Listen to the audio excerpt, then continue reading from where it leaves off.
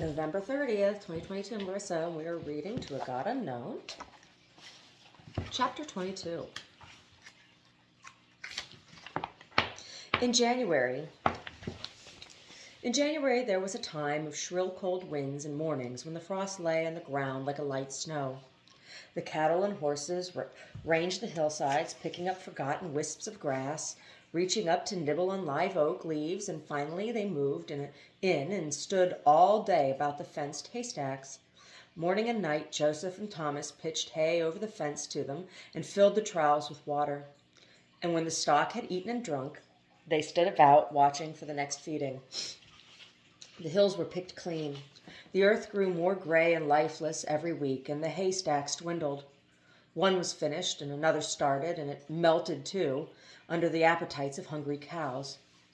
In February, an inch of rain fell, and the grass started up, grew a few inches, and turned yellow. Joseph walked moodily about with his hands knotted and thrust into his pockets. The children played quietly. They played Aunt Elizabeth's funeral for weeks, burying a cartridge box over and over, and later in the year they played at gardening, dug tiny plots of ground and planted wheat and watched the long thin blades shoot up under poured water. Rama still cared for Joseph's baby. She gave more time to it than she had devoted to her own. But it was Thomas who really grew afraid. When he saw the cattle could find no more feed in the hills, the terror of starvation began to arise in him. When the second haystack was half gone, he came nervously to Joseph. "What will we do when the other two stacks run out?" he demanded. "I don't know. I'll think what to do. But Joseph, we can't buy hay." "I don't know. I'll have to think what to do." There were showers in March, and a little stand of feed started up, and wildflowers began to grow. The cattle moved about from the stacks and nibbled hungrily all day at the short grass to get their stomachs full. April dried out on the ground again, and hope of the country was gone. The cattle were thin and laced with ribs. Hip bones stood out. There were few calves born. 2 sows died with a mysterious illness before they littered. Some of the cows took a harsh cough from the dusty air. The game was going away from the hills. The quail came no longer to the house to sing in the evenings, and the nights when the coyotes gibbered were rare. It was an odd thing to see a rabbit. "The wild things are going away," Thomas explained. "Everything that can move is going over the range to the coast. We'll go there soon, Joseph, just to see." In May, the wind blew for 3 days from the sea, but it had done that so often that no one believed it. There was a day of massed clouds, and then the rain fell in torrents. Both Joseph and Thomas walked about getting wet, gloating a little in the water, although they knew it was too late. Almost overnight, the grass sprang up again and clothed the hills and grew furiously. The cattle spread a little fat on the ribs, and then one morning there was a burn in the sunlight, and at noon the weather was hot. The summer had come early. Within a week the grass withered and drooped, and within 2 weeks the dust was in the air again. Joseph saddled a horse one morning in June and rode to Nuestra Senora and found the teamster Romas.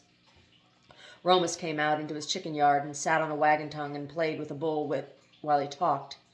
"These are the dry years?" Joseph asked sullenly. "It looks that way, Mr. Wayne." "Then these are the years you talked about?" "This is one of the worst I ever saw, Mr. Wayne. Another like this, and there will be trouble in the family." Joseph was scowling. "I have 1 stack of hay left. When that is gone, what do I feed the cattle?" He took off his hat and wiped the sweat out with a handkerchief.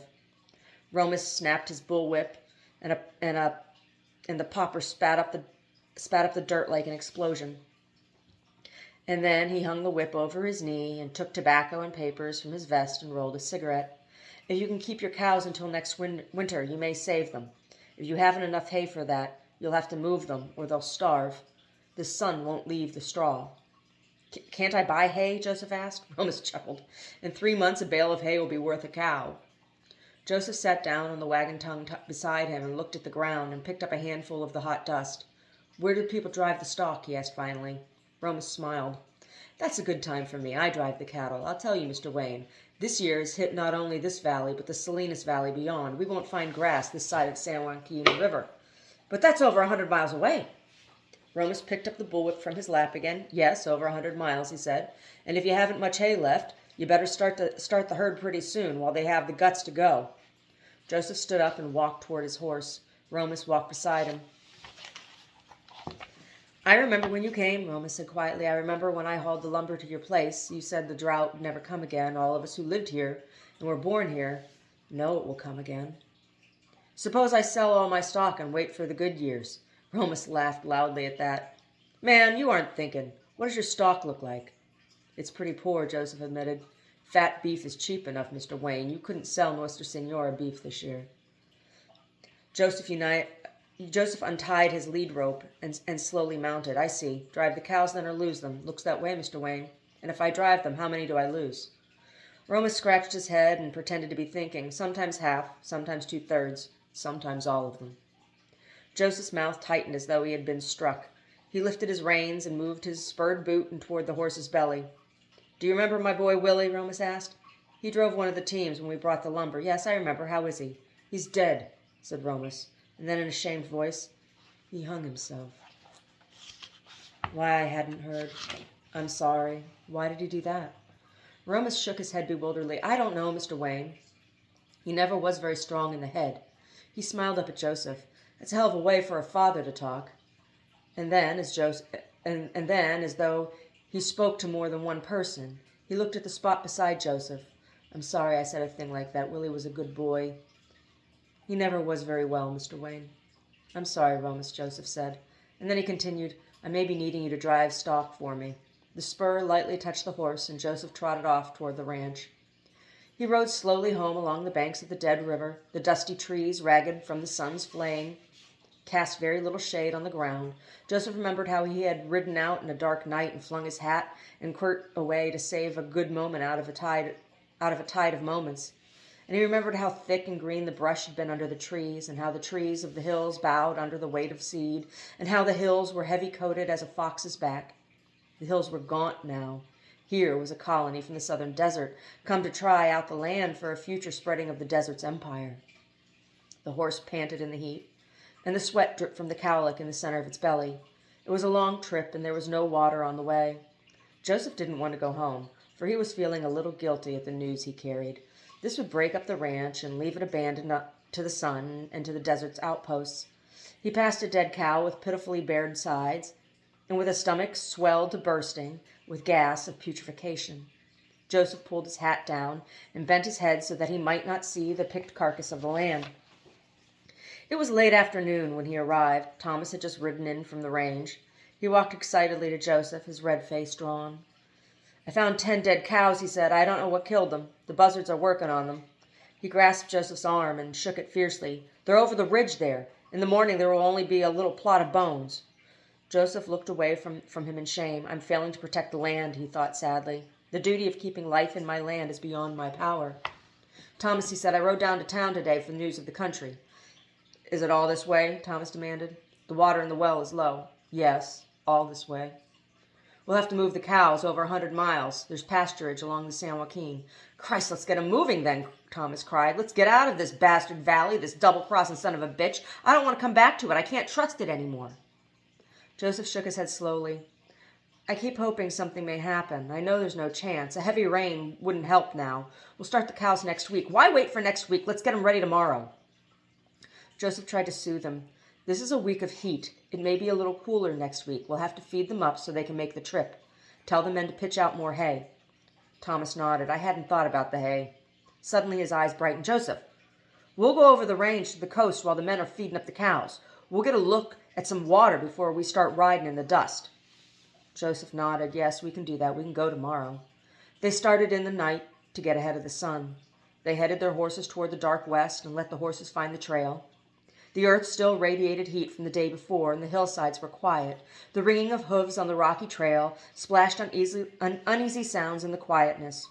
Once, when the dawn was coming, they stopped to rest their horses, and they thought they heard a little bell tinkling in front of them. Do you hear it? Thomas asked. It might be a belled animal, said Joseph.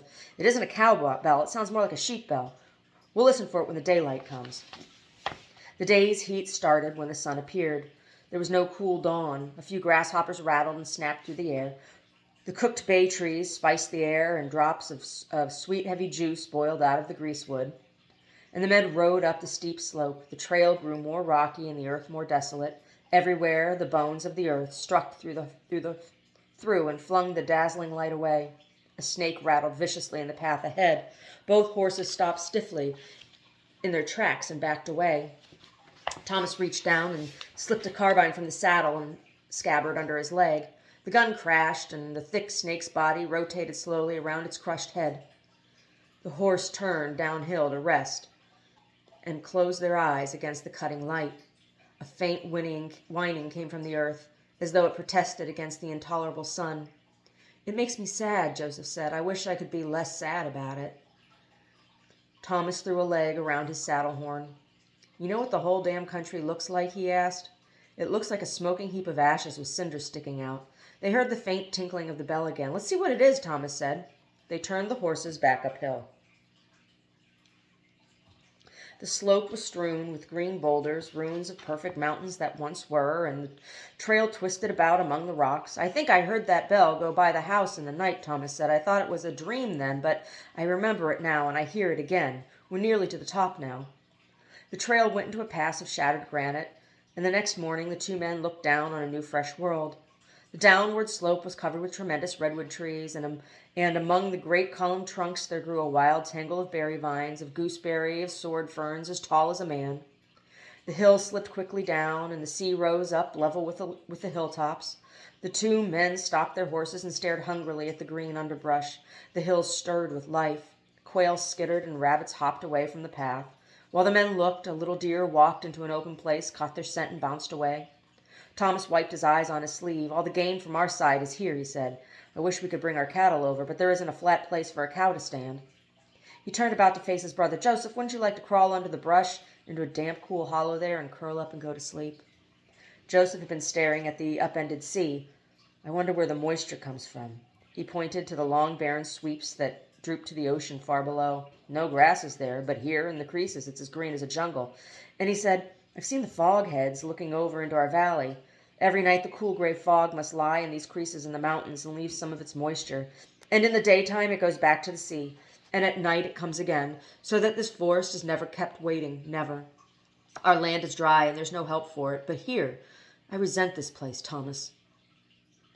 "I want to get down to the water," Thomas said. "Come on, let's move."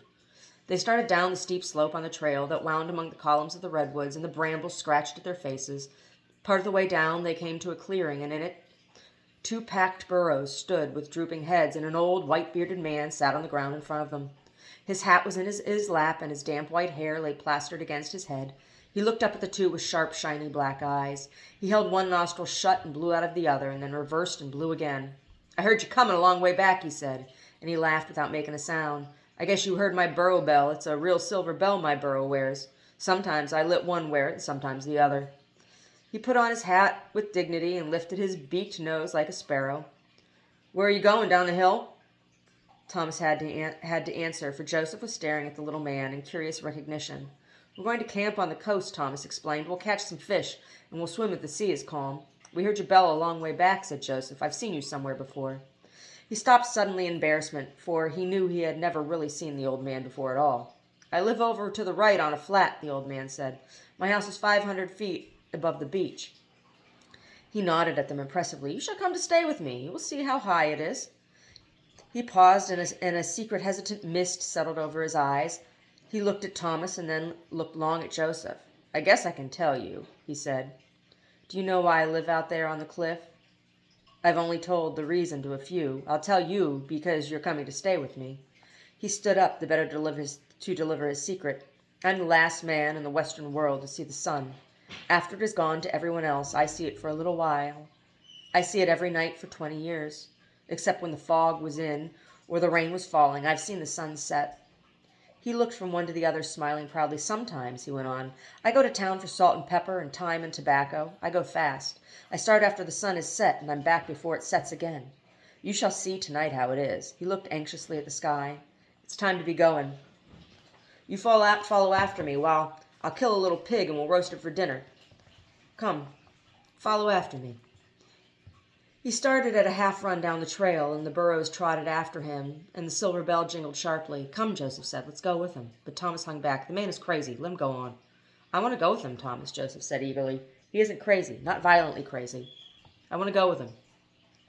Thomas had the animal's fear of insanity. I'd rather not. If we do go with him, I'll take my blankets off into the brush. Come on then, or we'll lose him. They clucked up their horses and started down the hill, through the underbrush and in out among the straight red pillars of the trees. So fast had the old man gone that they were nearly down before they took sight of him. He waved his hand and beckoned them on. The trail left the crease where the redwoods grew and led over a bare ridge to a narrow flat. The mountains sat with their feet in the sea, and the old man's house was on the knees. All over the flat was tall sagebrush. A man riding the trail could not be seen above the scrub. The brush stopped 100 feet off from the cliff, and on the edge of the abyss was a pole cabin, hairy with stuffed moss and thatched with a great pile of grass.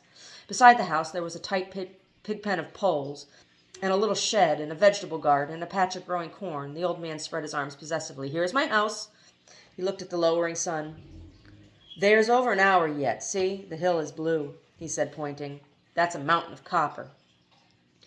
He started to unpack the mules, laying his boxes of supplies on the ground. Joseph slipped the saddle and hobbled his horse, and Thomas reluctantly did the same. The burros trotted away into the brush, and the horses hopped after them. We'll find them by the bell," said Joseph. "The horses will never leave the burros." The old men led them to the pig pen, where a dozen lean wild pigs eyed them suspiciously and tried to force their way through the farther fence. "I'll trap them," he smiled proudly. "I have my traps all over. Come, I'll show you." He walked to the low thatched shed and, leaning down, pointed to 20 little cages, woven and plaited with willows. In the cages were gray rabbits and quail and thrushes and squirrels, sitting in the straw behind their wooden bars and peering out. I catch all of them in my box traps. I keep them until I need them. Thomas turned away. "I'm going for a walk," he said sharply. "I'm going down the cliff to the ocean." The old man stared after him as he strode away. "Why does the man hate me?" he demanded of Joseph. "Why is he afraid of me?" Joseph looked affectionately after Thomas. "He has his life as you have, and as I have. He doesn't like things caged. He puts himself in the place of the beasts and can feel how frightened they are. He doesn't like fear. He catches it too easy." Joseph smoothed down his beard. "Let him alone. He'll come back after a while." The old man was sad. "I should have told him. I'm gentle with the little creatures. I don't let them be afraid. When I kill them, they never know. You shall see." They strolled around the house toward the cliff. Joseph pointed to the 3 little crosses stuck in the ground close to the cliff's edge. "Who are those?" he asked. "It's a strange place for them." His companion faced him eagerly. "Oh, you like them. I see you like them. We know each other." "I know things you don't know. You will learn them. I'll tell you about the crosses. There was a storm. For a week the ocean down there was wild and gray. The wind blew in from the center of the sea. Then it was over. I looked down the cliff to the beach. 3 little figures were there. I went down my own trail that I built with my hands. I found 3 sailors washed up on the beach. 2 were dark men and 1 was light. The light one wore a sailor's medallion on a string around his neck. Then I carried them up here. That was work. And I buried them on the cliff. I put the crosses there because of the medallion. You like the crosses, don't you?" His bright black eyes watched Joseph's face for any new expression, and Joseph nodded. "Yes, I like the crosses. It was a good thing to do." "Then come up and see the sunset place. You'll like that, too." He half ran around the house in his eagerness. A little platform was built on the cliff's edge with a wooden railing in front of a bench a few feet back. In front of the bench was a large stone slab resting on 4 blocks of wood, and the smooth surface of the stone was scoured clean. The 2 men stood at the railing and looked off at the sea, blue and calm, and so far below that the rollers sliding in seemed no longer than ripples, and the pounding of the surf on the beach sounded like soft beating on a wet drumhead. The old man pointed to the horizon where a rim of black fog hung. "It'll be a good one," he cried. "It'll be a red one in the fog. This is a good night for the pig." The sun was growing larger as it slipped down the sky. "You sit here every day?" Joseph asked. "You never miss?" "I never miss except when the clouds cover. I'm the last man to see it. Look at the map and you'll see how that is. It's gone to everyone but me," he cried. "I'm talking while I should be getting ready. Sit on the bench there and wait." He ran around the house. Joseph heard the angry squealing of the pig, and then the old man reappeared, carrying the struggling animal in his arms. He had trussed its legs all together. He laid it on the stone slab and broke it with his fingers until it ceased its struggling and settled down, grunting contentedly. "You see," the old man said, "it must not cry. It doesn't know. The time is nearly here now."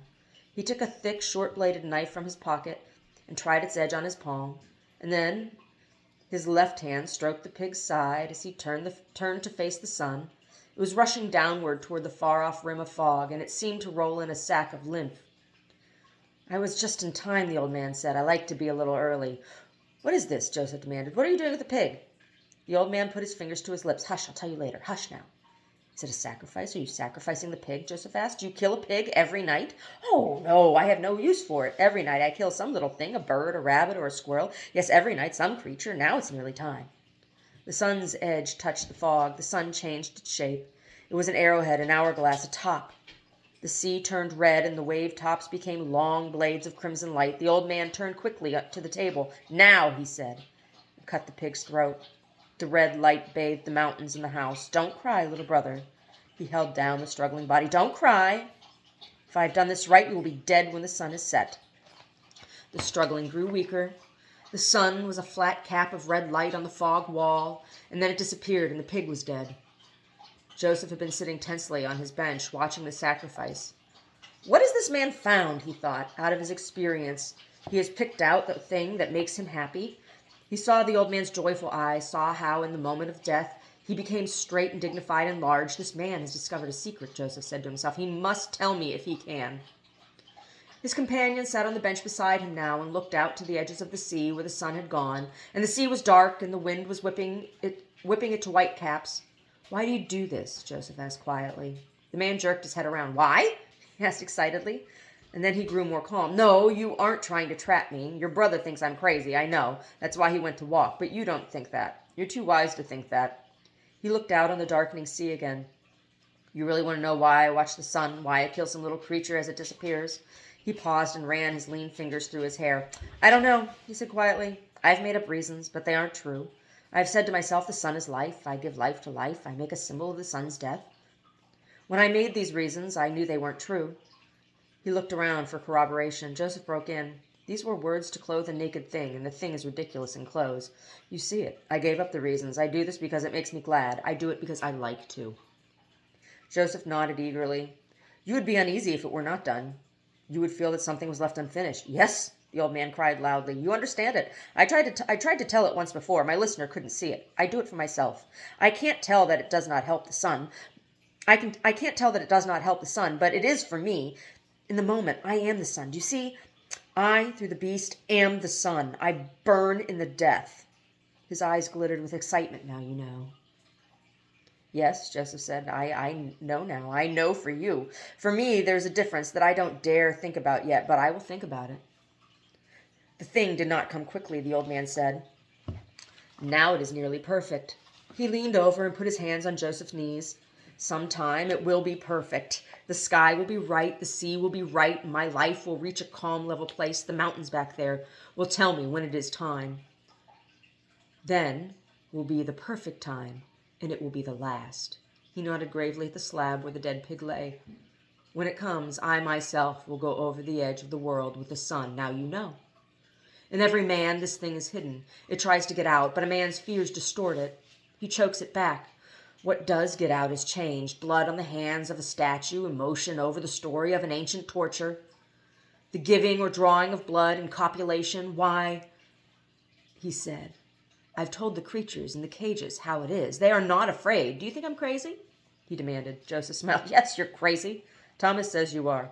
Burton would say you are. It is not thought safe to open a clear path to your soul for the free, undistorted passage of the things that are there. You do well to preach to the beasts in the cage, else you might be in a cage yourself. The old man stood up and picked up the pig and carried away. He brought water and scrubbed the blood off the slab and dusted the ground under it with fresh gravel. It was almost dark when he had finished cleaning the little pig. A great pale moon looked over the mountains, and its light caught the white caps as they rose and disappeared. The pounding of the waves on the beach grew louder. Joseph sat in the little cave-like hut, and the old man turned pieces of the pig on a spit in the fireplace. He talked quietly about the country. The tall sage hides my house, he said. There are little cleared places in the sage. I found some of them. In autumn, the bucks fight there. I can hear them clashing. I can hear the clashing of their horns at night. In the spring, does bring their spotted fawns to those same places to teach them. They must know many things if they are to live at all. What noises to run from, what the odors mean, how to kill snakes with the front hooves, he said. The mountains are made of metal, a little layer of rock, and then black iron and red copper. It must be so. There were footsteps outside the house. Thomas called, Joseph, where are you? Joseph got up from the floor of the hut and went out. "The dinner is waiting. Come in and eat," he said. But Thomas protested. "I don't like to be with this man. I have abalones here. Come down to the beach. We'll build a fire and eat down there. The moon lights up the trail." "But the supper is ready," Joseph said. "Come in and eat, at least." Thomas entered the low house warily, as though he expected some evil beast to pounce upon him out of a dark corner. There was no light except from the fireplace. The old man tore at the meat with his teeth and threw the bones into the fire, and when he was finished, he stared sleepily into the blaze. Joseph sat beside him. "Where did you come from?" Joseph asked. "What made you come here?" "What do you say?" "I say, why did you come here to live alone?" The sleepy eyes cleared for a moment and then drooped sullenly. "I don't remember," he said. "I don't want to remember. I would have to think back, looking for what you want. If I do that, I'll stumble against other things in the past that I don't want to meddle with. Let it alone." Thomas stood up. "I'll take my blanket out on the cliff to sleep," he said. Joseph followed him out of the house, calling good night over his shoulder. The brothers walked in silence toward the cliff and laid their blankets side by side on the ground. "Let's ride up the coast tomorrow," Thomas begged. "I don't like it here." Joseph sat on his blankets and watched the faint, far movement of the moonlit sea. "I'm going back tomorrow, Tom," he said. "I can't stay away. I must be there in case anything happens." "Yes, but we'd planned to stay 3 days," Thomas objected. I'll need a rest from the dust if I'm to drive the cows 100 miles, and so will you." Joseph sat silent for a long time. "Thomas," he asked, "are you asleep yet?" "No." "I'm not going with you, Thomas. You take the cows. I'll stay with the ranch." Thomas rolled up on his elbow. "What are you talking about? Nothing will hurt the ranch. It's the cows we have to save."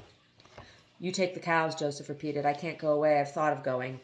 I put my mind to the act of going, and I can't. Why, it'd be like leaving a sick person."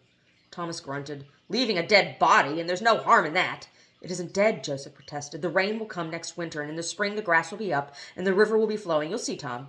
There was some kind of accident that made this. Next spring the ground will be full of water again." Thomas jeered. "And you'll get another wife, and there won't ever be another drought." "It might be so," Joseph said gently. "Then come with us to San Joaquin and help us with the cows." Joseph saw lights of a ship passing far out on the ocean, and he watched the lights and held up his finger to see how fast they moved. "I can't go away," he said. "This is my land. I don't know why it's mine, what makes it mine, but I cannot leave it. In the spring, when the grass is up, you'll see. Don't you remember how the grass was green all over the hills, even in the cracks of the rocks, and how the mustard was yellow? The red-winged blackbirds built nests in the mustard stems."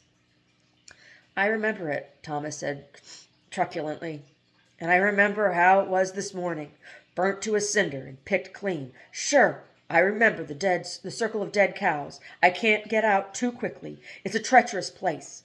He turned on his side. "We'll go back tomorrow if you say so. I hope you won't stay on the damn place." "I'll have to stay," Joseph said. "If I went with you, I'd be wanting to start back every moment to see if the rain had fallen yet, or if there was any water in the river. I might as well not go away." It's interesting, isn't it? The relationship, the mirroring of the circle of life, and the old man talking about knowing, the earth telling him when it will be his time to take his own life on the slab as all of the animals. The old man is an animal himself, and his hut is his cage. The land is his cage. Thomas doesn't understand that. Thomas isn't an animal. Thomas is a man. Joseph is somewhere in between, isn't he? Struggling between choosing either being a man or being a beast.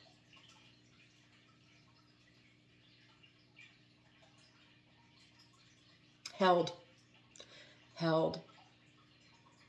by the earth itself. It's like that here. It truly is.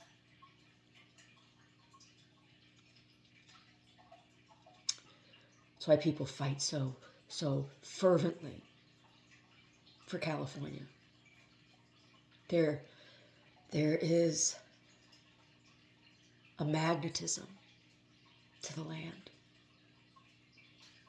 that you either are compelled by or are repulsed by. And either way, it is both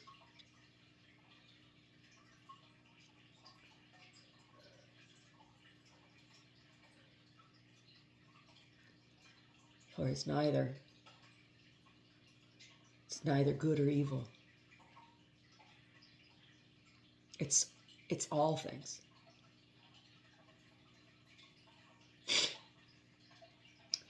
The drought that we are still in this state, it's not the first time. This book is fiction, but it is truth.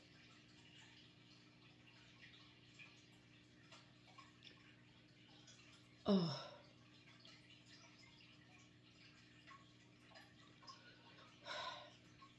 I am compelled by the ground beneath my feet, as I am compelled by the suffering of Christ. This book